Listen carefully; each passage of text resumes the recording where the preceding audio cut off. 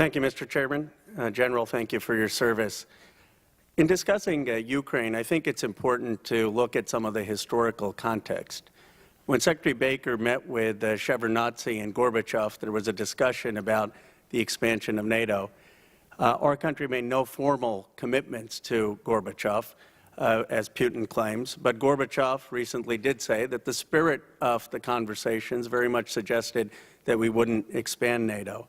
Then when Yanukovych came to power in Ukraine and wanted to do business with the European Union, the Russians asked the United States whether we would be okay with a Patriot economic agreement, where Europe would do business with Yanukovych and with Russia. The European Union rejected that.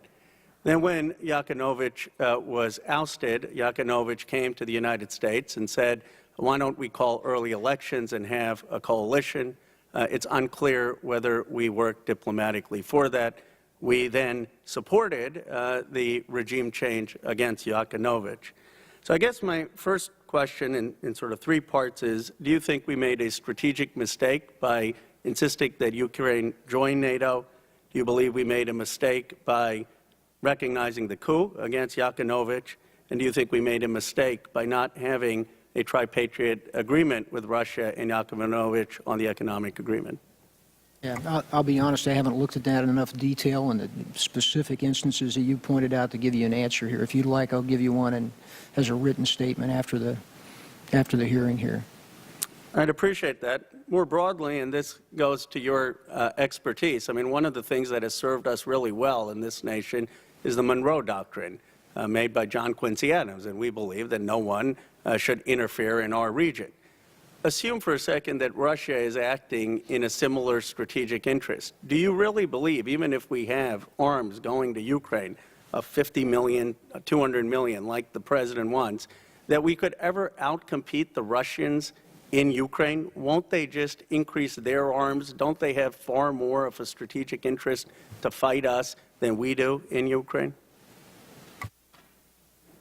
If one looks at proximity, etc., that's an advantage for Russia, and it's an advantage militarily, as you suggest. But what I go back to is that what we believe as a fundamental principle is that people have a right to determine their own government and how that government is led, whether it's a democracy or what type of democracy it might be. And I think that's the principle that we fundamentally support here.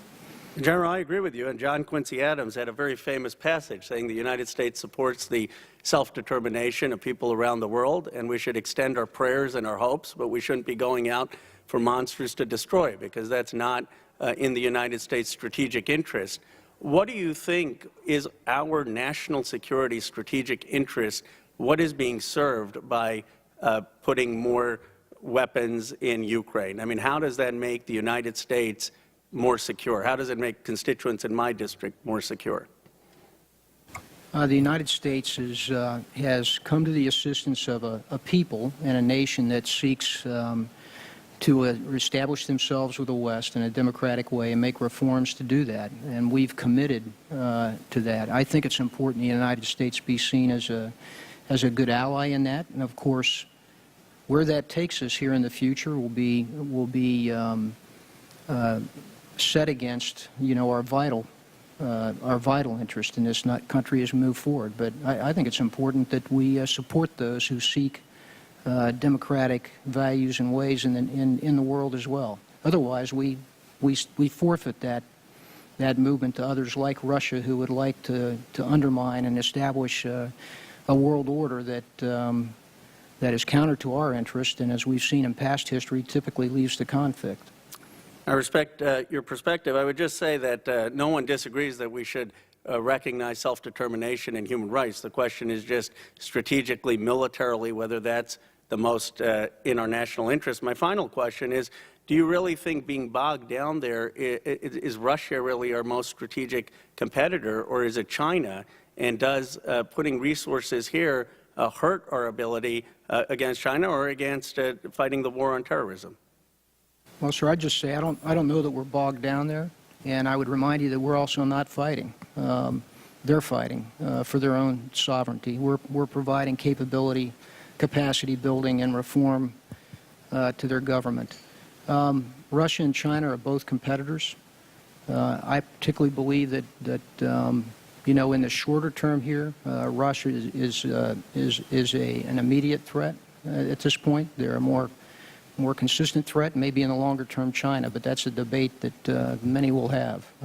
But I think we need to pay attention to both.